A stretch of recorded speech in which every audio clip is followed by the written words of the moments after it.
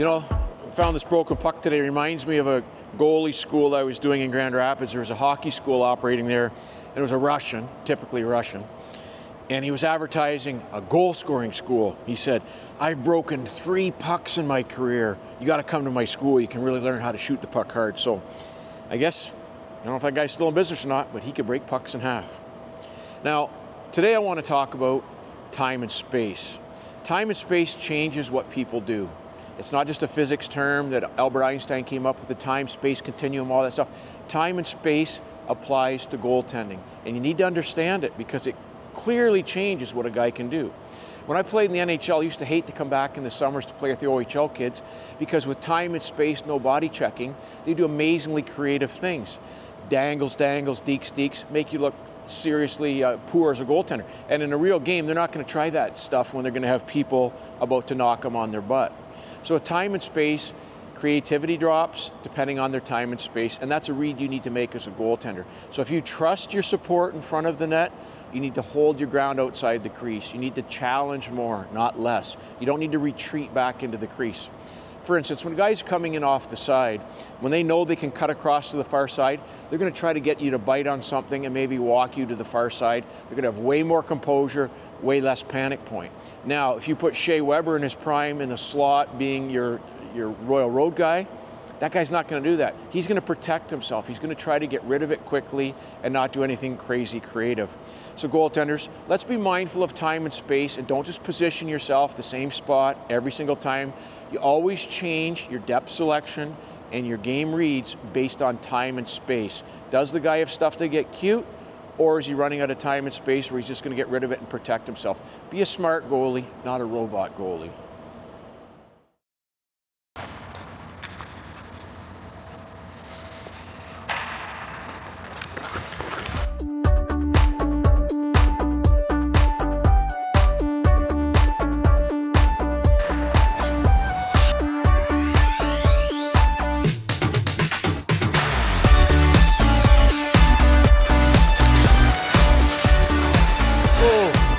Bitter. I love it.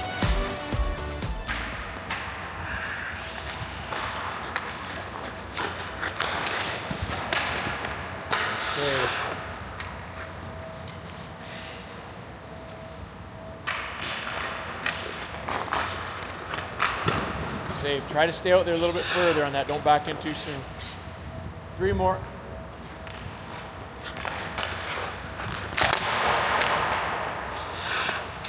Two more.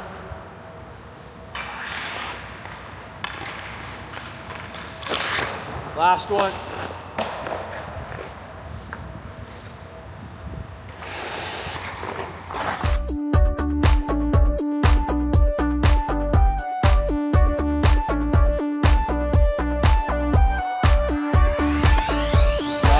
Hold your ground when you've got people there in front of the net supporting you.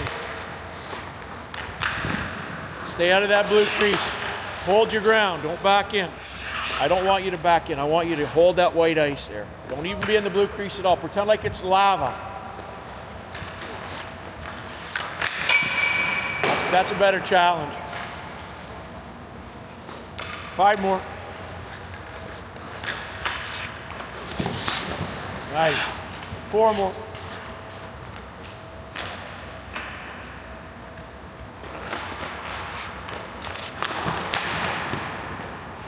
Yeah, see, when you take away his time and space there, with that gap, by not backing in, he has lots of options taken off the table. 2 more, 2 more.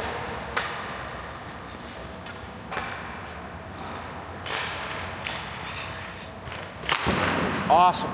Last one.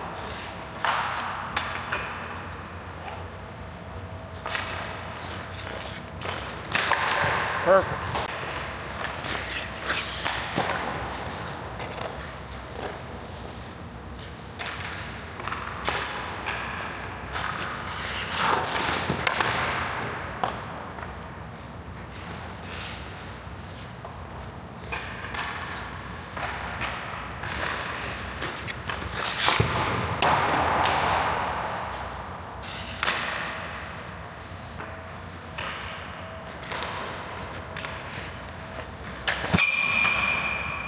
5 more.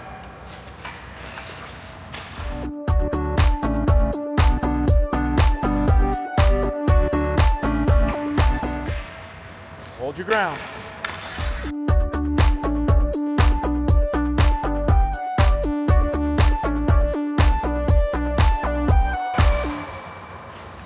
Tricky.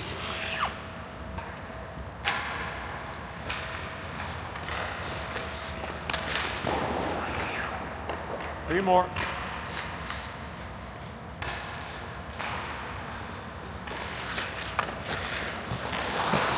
Great save, Olivia, great save. 2 more. Walk her to the far side.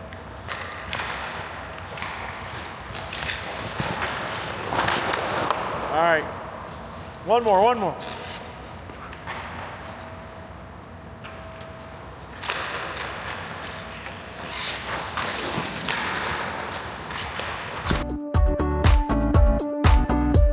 You know he can't get across in front. You hold your ground outside that blue paint. Imagine like there's a wall there at the top of the crease where you can't back in.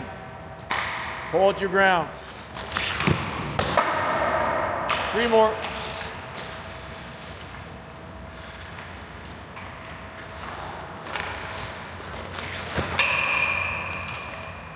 Two more.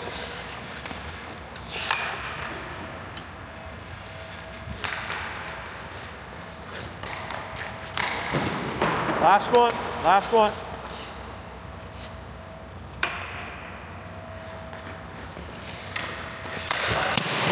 Awesome job. All right, are you one of those tough goalies? You know, big muscles, protect your crease type of guys? I want to talk to you briefly about my thoughts now that I look back on my relative immaturity back when I was playing college and pro hockey. I thought I was super tough. I thought I was protecting my crease. I was a hacking and whacking guy. I was also a guy that would get into it when there were scrums, blocker sandwiches, being super tough. And I want to go into that discussion today because I think it can help a lot of young goalies. We see hockey fights, goalie fights on Instagram, and we think they're cool. But underlying that, there's a bunch of issues that arise that I don't think you're prepared for. Let's talk about potential for injury. As tough as you think you are, you're not that tough. Yeah, you may be able to beat up the 160-pound goalie at the other end if there's a goalie fight, but you may end up with that guy from the New York Rangers, Rempe, and you'd be dead. You don't want to be fighting because if you get injured, you can't get scouted.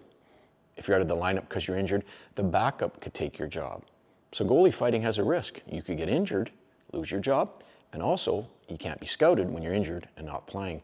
So the risk of a fight and an injury is something you should bear in mind. Everybody thinks they're going to win fights, but until you've lost a few fights, you don't really understand it. During college and in the pros, I was in probably 3 or 4 fights, I'd say. I fought Jason Muzzatti, I fought Mario Goslin, and I think my record is less than stellar because I'm not as tough as I thought I was, and I learned a valuable lesson. Jason Muzzatti from Michigan State pumped me, Hall of Fame. I learned my lesson. I'm not that tough. The other thing is, what does fighting actually accomplish besides maybe getting you on Instagram? It accomplishes nothing. It lets the other team know that they can get in your kitchen, so they're going to be more likely to stir up stuff with you, more likely to hack and whack, more likely to bump you and try to get your emotional control off the charts. So please show some emotional stability, emotional intelligence, and don't get into it. You don't need to be that testosterone-filled guy. I'm going to protect my crease. I'm going to fight, you know, all this stuff. It doesn't work.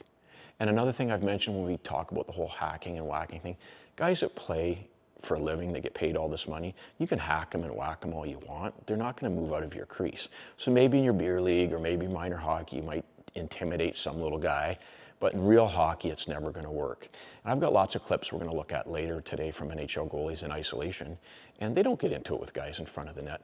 Those days are gone. So turn down the testosterone and turn up emotional intelligence.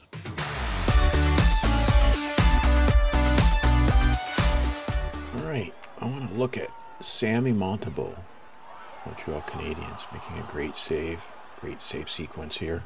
Clips courtesy of my good buddy Chris Dudo. So let's slow this down and watch what Sammy's doing here. Elevated stance, threat level low. As the threat level gets much higher, he deepens into his razor-ready stance. Now, Play's about to rotate from the man in front. Knee goes down early, eyes early. Slides over, head watching the puck directly into the pad, and he stays down. Notice he didn't go to the post. He went straight across the top of the crease to jam the guy up. Now, as the sequence continues, he shows active and aggressive stick to prevent a very dangerous scoring chance. So this is an active, aggressive way to play goal, not a passive, receptive way to play goal. Watching Sam Montembeault kill a penalty against Dallas. Taps off. Uses his glove to manage the guy in front without getting all hacky and wacky. Helps him sort of gauge where the guy is. Looking off the puck frequently. Assessing off-puck threats. Only collapsing down into the razor-ready stance when needed. Post to post, not defaulting to the RVH, using it as a reactionary RVH, popping right back up to his feet wherever possible. Lots of shoulder checks. Looks in the slot to see where pucks are ultimately going to be coming from.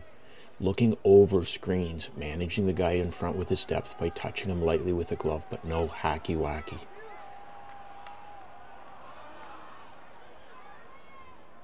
You notice the screens in front with Jamie Benn here shift around, delay the screen. He uses a little bit of an overlap here. Puck misses the net, then uses the RVH, but right back up to his feet again, and allows him to be ready for that secondary dangerous scoring chance.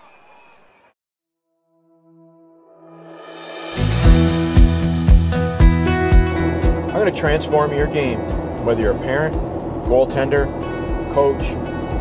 Future Pro Masterclass is coming out next month, and it's going to transform people. It's going to transform goaltenders, coaches, and hopefully the goaltending community. I've spent hundreds of hours preparing this.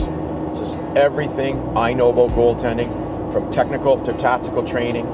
This is the most unique product available for you.